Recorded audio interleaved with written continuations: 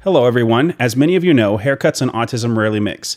It can be an extremely frustrating experience to cut the hair of your loved one on the spectrum or drag them out to a salon just to witness a total meltdown and poor hairstylists feeling helpless to do a half-decent job. Now, while we've covered autism haircuts in the past, this is different. A company named Common Clipper reached out to us and asked if we'd review their product.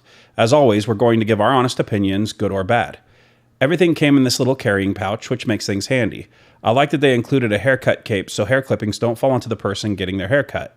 I discovered Common Clipper makes their products here in the United States, so if you live in the States, you can support your local economy. They also hire many special needs staff and do extensive quality control to ensure their products are shipped without any defects. They also offer a lifetime replacement warranty should any issues arise. But what you probably came here for is to find out how well these clippers work on an autistic individual. We tried them on our youngest, who hates haircuts more than our other two boys on the spectrum. He's come a long way, but as you can see, he's struggling to sit still. We will hear from him in a bit and ask how he likes the clippers.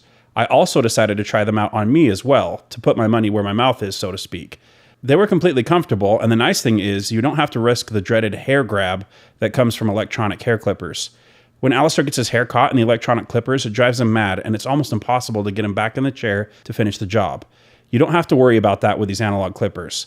The clippers have a rounded off end so they don't poke the person getting the haircut.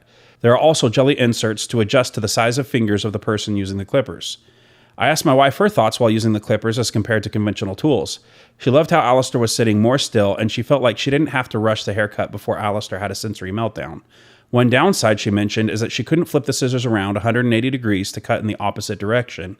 The way to get around this is to physically move positions of the person cutting the hair or the person getting the haircut. It's not ideal, but it gets the job done. The only other downside isn't so much of a con as a trade-off. I don't think these clippers were made for professional salon-style results. Rather, as a much-needed alternative for those hypersensitive to haircuts. And in that regard, these clippers excel. This will be a game changer for many with special needs. And really the only way to know is to try them for yourself and see how your loved one reacts to them. Also, we would love to have tried these on longer hair, but as we have 3 boys with short haircuts, that wasn't really an option. And my wife wasn't about to let me cut her hair, and I really don't blame her. Having said all that, let's hear from Alistair, who just got his haircut. Okay, Alistair, do you like this better than the way you normally get your hair cut with a buzzer? Well, I do not like the buzzy noise because I do not like the shaking because it hurts. The buzzer does? Do you like this way better? Yeah, with this thing on.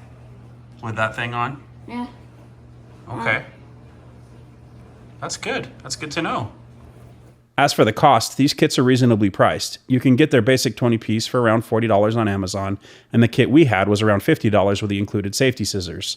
I was intrigued by the one that came with a hair shield so hair clippings don't fall onto the person getting their haircut. That's something to consider if there's sensory issues involved.